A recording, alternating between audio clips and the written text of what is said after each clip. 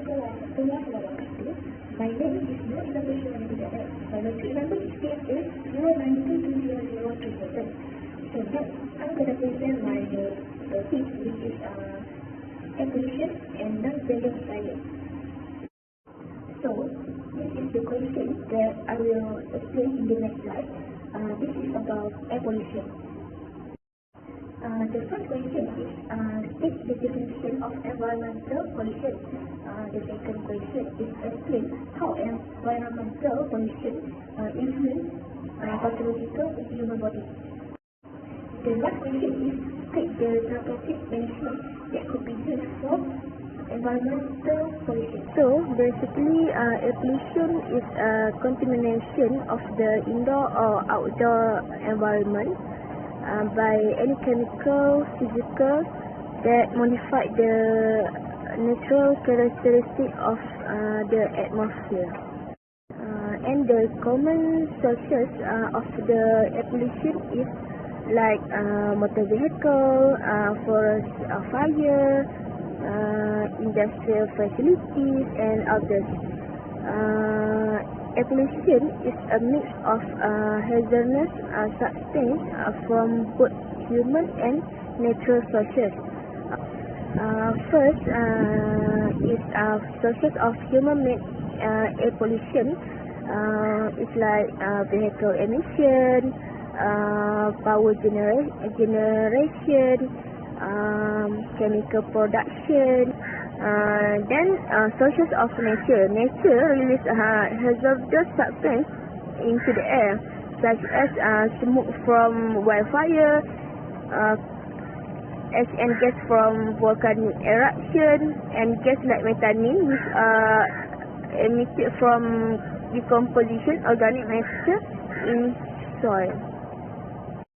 We go to the second question, which is explain how environmental pollution influence pathological change in human body. This is the effect of the air pollution to our body. We will get lung disease, asthma, lung cancer, blood clot, stroke, disease, and others. This is our organ that will be affected by the air pollution. The first one is eyes. In the eyes, there is a high flow of blood, so it is very sensitive to a small pollution particles. This will make our eyes become dry, get glaucoma, retinopathy, and cataract. The second one is brain. Air pollution will make our brain become memory impairment, learning disability, anxiety, depression, and ADHD. Also, we also can get dementia, Alzheimer's disease, Parkinson's disease, and stroke. For your information, nitrogen dioxide is the main cause of stroke. And then pollution like lead have been connected to learning disability, memory impairment, hyperactivity, and antisocial behavior in children. Children's brain can be impacted by exposure to high level of air pollution while they are in womb, because the brain is still developing at this time, and air pollution can cause permanent brain damage. Also, high air pollution exposure can lead to cognitive impairment in old age. Then, lungs. Finer particles can enter deeper into the lung and body. Small particles can reach the lower respiratory tract and can cause lung and heart disease to our body. And a slew of respiratory impact are attributed to dirty air, from respiratory inflammation to asthma development to chronic loss of pulmonary function. Respiratory disease. Chronic bronchitis is the effect of nitrogen dioxide. Particle pollution is linked to respiratory outcome like cough, wheezing, development of asthma, lung inflammation, respiratory infection. Then heart, cardiovascular disease. Fine particulate matter can impair blood vessel function and speed up calcification in arteries. Cardiovascular disease linked to air pollution, such as heart disease, heart failure, cardiac arrest, arrhythmia, or heart rhythm problem is an irregular heartbeat. Arrhythmia occur when the electrical signal that coordinate the heartbeat doesn't work properly. The faulty signaling causes the heart get tachycardia and bradycardia. Tachycardia is heartbeat too fast, and bradycardia heartbeat too slow. Stomach, digestion system. Particulate matter pollution can alter the microbiome composition within the body. Pollution can make stomach get a disease like irritable bowel syndrome, inflammatory bowel disease, appendix, and intestinal infection in infant. Liver, long-term exposure to high level of air pollution can make our liver get a disease like metabolic associated fatty liver disease, or we call it MAFLD. MAFLD, or metabolic associated fatty liver disease, can progress our liver to get a liver disease such as liver cancer and cirrhosis. Function of our liver is to filter out toxin in our body. Then linked to diabetes. If we inhale air pollution and enter the bloodstream, it can disrupt the body organ and may affect insulin sensitivity and production in our body. Bone.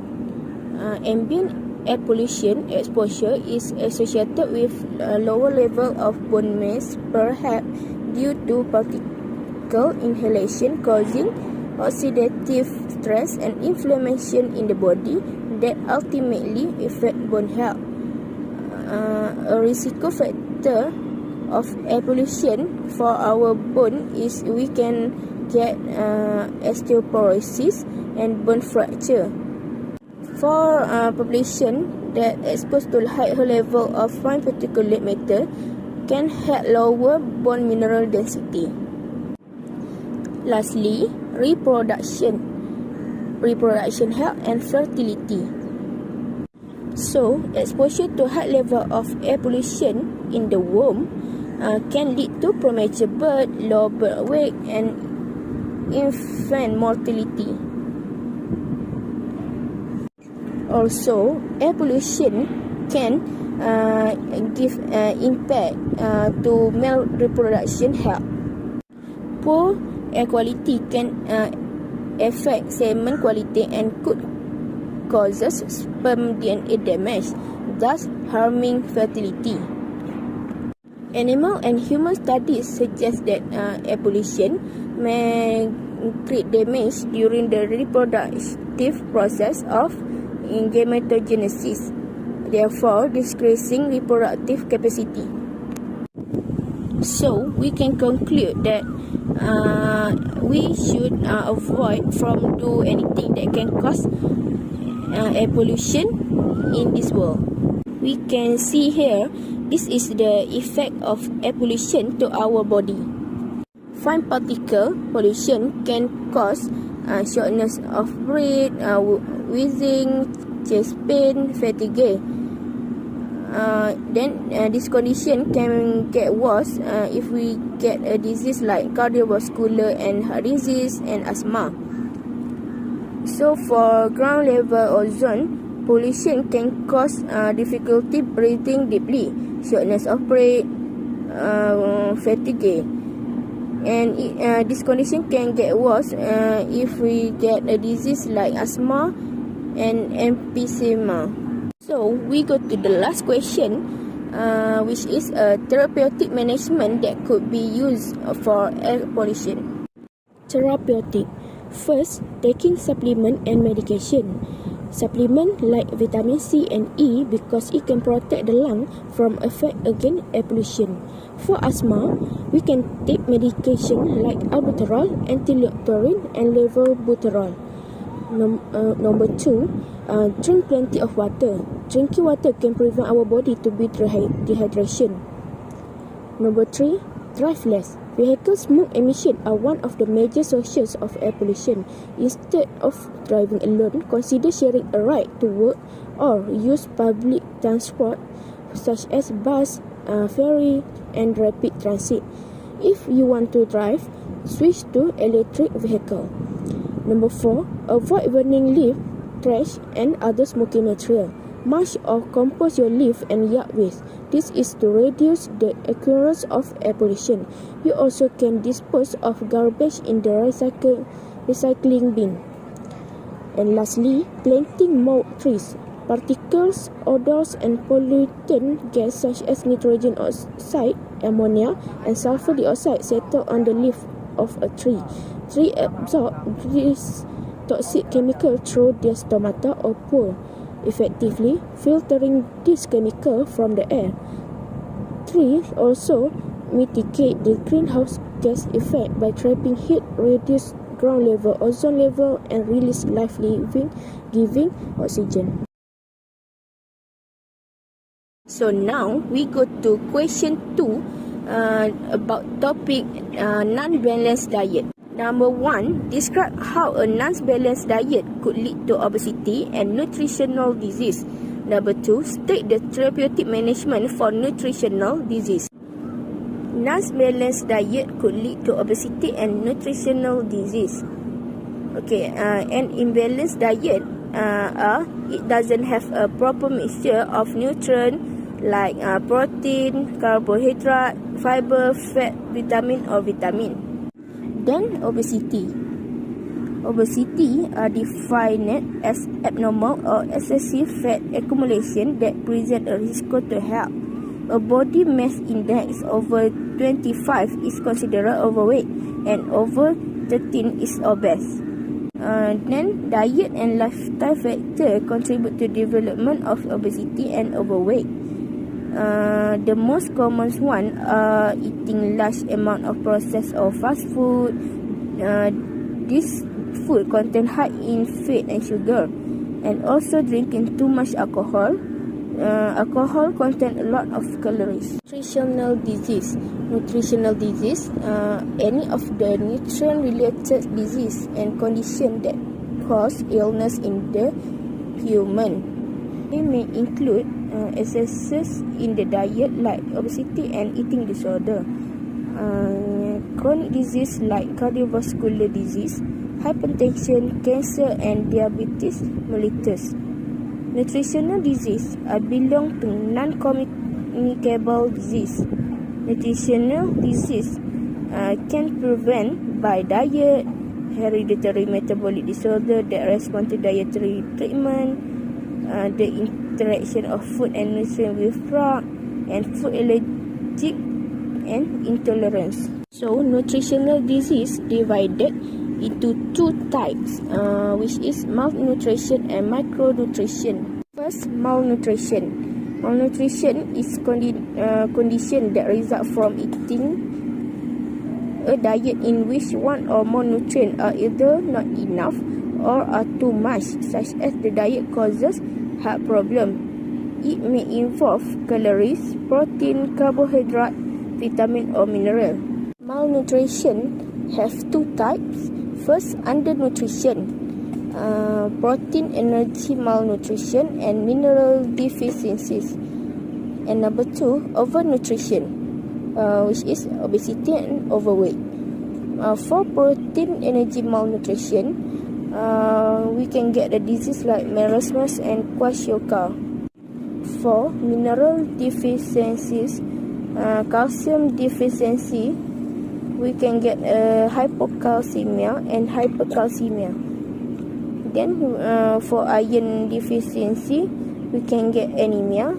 For overnutrition, we can get overweight and obesity. Obesity is divided into two, which is android obesity and genoid obesity.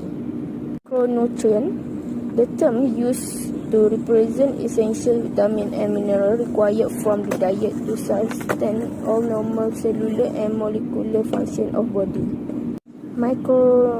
Micronutrient deficiency or MND can have wide-range negative health impact that will ultimately result in death if untreated. So this is the example of malnutrition disease.